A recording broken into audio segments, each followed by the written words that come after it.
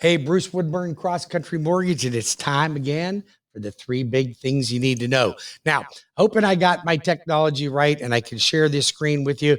But first big thing you need to know is Zillow says the market is proving. We're seeing some gains. Second big thing, the Fed's going to be meeting next Wednesday. What's going to happen with that? And the third big thing is that there is half the amount of inventory on the market than there was in May of 2019. So let's just talk about the first big thing.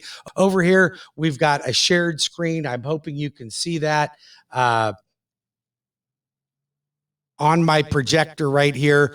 You can see that housing prices rose by 1.4% from this time last month. That's incredible amount of gains, 1.4. Now we're seeing other markets even more. Like there's some markets that were hard hit that have seen some real gains, like Austin, Texas, Phoenix, Seattle, San Francisco, some other big metropolitan cities have seen some huge gains. So if the naysayers and the media is saying that you're going to see a market crash, let me tell you, we've already seen the bottom. We're on their way back up right now. That combined with the second thing, there is no inventory out there. We have half the amount of inventory that we had in 2019. How can you keep home prices low when you have no product? It's not going to happen. Supply and demand, pretty darn simple economics. If there's not enough supply and there's great demand, prices go up. What do you think is going to happen to houses? There's already bidding wars in multiple transactions. And the third big thing you need to know is that the Fed is going to be meeting next week. Now, you got CPI report coming out. We're expecting things should be a little bit better, and we should start to see a little bit of a break in interest rates. It's been a little rocky. Now, if we look over here, I'll show you another screen, and that screen, if I can get it up here,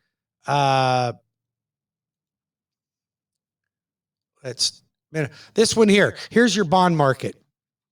This is a Fibonacci line right now, right here. You can see back in May, we were up here, and this is what we've dropped back on the bond market. Now, we don't want bonds to be down. We want bonds to be up. So we saw a little bit of a break right here, and now we're bouncing back and forth on this line. What we need to do is we've got to be able to get these bonds to pierce these moving averages right here. If we can get above the 50, the 100, and the 200-day moving average, we're going to be back into some decent rates again. Right now, I'm still advocating locking in, even though rates are a little bit higher and they could drop a little bit, because as soon as they drop, there's going to be a surge in the market and housing prices are going to go up and our first-time home buyers are going to be shoved out of the market.